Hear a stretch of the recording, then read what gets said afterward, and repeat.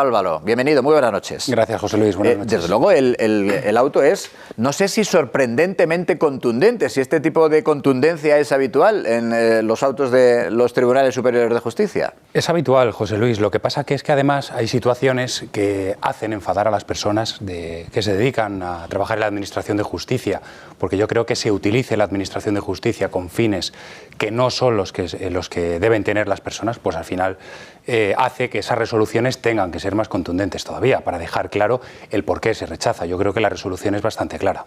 Bueno, hay que recordar que el origen de la querella de Pedro Sánchez es que se le toma declaración porque el juez instructor, el juez Peinado, lo que entiende es que puede conocer la posible comisión de los delitos de los que se imputa a Begoña Gómez en su condición no de presidente del gobierno, sino en su condición de esposo de la investigada. Y dice, bueno, el auto dice, usted es juez, es presidente del gobierno a las 24 horas del día, pero le voy a citar como testigo. ¿Qué es lo que dijo desde el principio? Y el Tribunal Superior de Justicia dice, evidentemente, la citación es como testigo, se produce como testigo, que es un ciudadano más, en definitiva. Sí, José Luis, hay que recordar que él quería declarar por escrito, manifestando, digamos, que al ser presidente del gobierno, pues la ley establece eso, pero efectivamente el juez Peinado, por mucho que él sea presidente del gobierno las 24 horas al día, hay acciones de las que él va a tener conocimiento por su condición de presidente y acciones de las que va a tener conocimiento simplemente como persona que pasa por un lugar determinado en un momento determinado, que es lo que sucedió. Bueno, no se admite esa querella, decimos además hay un voto particular de uno de esos 3 magistrados que dice, aquí puede ser que se haya actuado incluso de mala fe.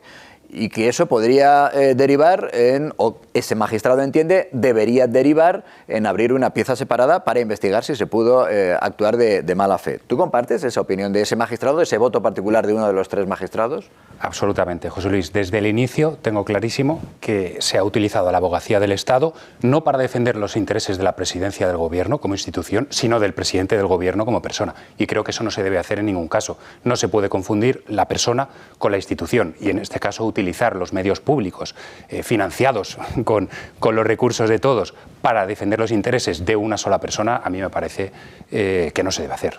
¿Y en qué punto, por cierto, queda ahora, después de ese, decimos, tan contundente auto del Tribunal Superior de Justicia de Madrid, en qué situación queda la abogacía del Estado, claro? Bueno, yo creo que la abogacía del Estado queda un poco, su credibilidad queda bastante mermada, al igual que la de la Fiscalía. Al final la Fiscalía es una institución que en los últimos años su credibilidad se ha visto muy mermada porque al final se ha visto sometida a presiones por parte del gobierno que han hecho que determinadas personas actúen de una manera, no sé si ilegal o ilícita, pero sí por lo menos inmoral o contraria, digamos, al espíritu de la ley. Y yo creo que la abogacía del Estado le acaba de suceder exactamente lo mismo que a la Fiscalía. Álvaro nos explicaba además muy detalladamente que desde el punto de vista, digamos, de la ciencia política o de la estrategia política puede tener un sentido. No digamos si es bueno o malo para el país, que evidentemente bueno no es, pero puede tener un sentido eso de ir a la contra, de criticar y además duramente a un poder como es el Poder Judicial. Pero justo lo habíamos dejado en la conversación contigo en que eso desde el punto de vista judicial siempre tiene consecuencias. Que el molestar a cierta parte de la Administración de Justicia, en este caso serían los jueces, entiendo, puede tener sus consecuencias. ¿Por qué y de qué tipo de consecuencias estás hablando? No es tanto ya molestar, José Luis, sino hacer un uso inmoral e ilegítimo de la Administración de Justicia.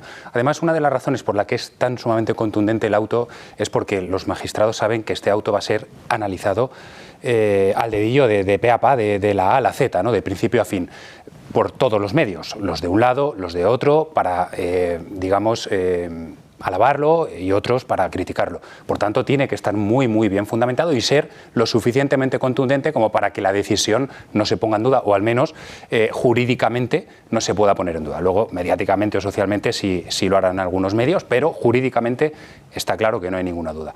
Las consecuencias, para mí, yo lo tengo muy claro, eso es una querella falsa. El Código Penal tipifica un delito de querella falsa, de denuncia falsa, porque, digamos, acusa a otra persona, en este caso el juez Peinado, de cometer un delito de prevaricación cuando estaba absolutamente claro que no lo había hecho. Es como si yo acuso a José Luis de pegarme cuando José Luis no lo ha hecho.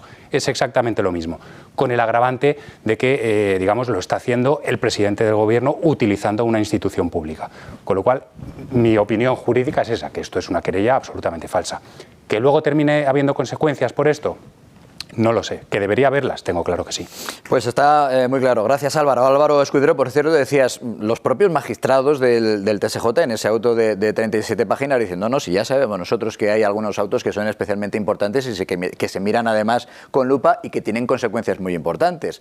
No hace falta que lo recuerden, dicen ellos, porque lo hemos vivido en episodios recientes, en lo que parece que es una mención a la moción de censura y aquella frase en la que se apelaba o se señalaba al Partido Popular y que fue efectivamente el sustento de la moción de censura que nos ha traído hasta aquí. Álvaro, lo dicho, gracias como siempre por venir a las 9:10 de la noche de un viernes a visitarnos. Un placer siempre. Un placer, José Hacemos Luis. una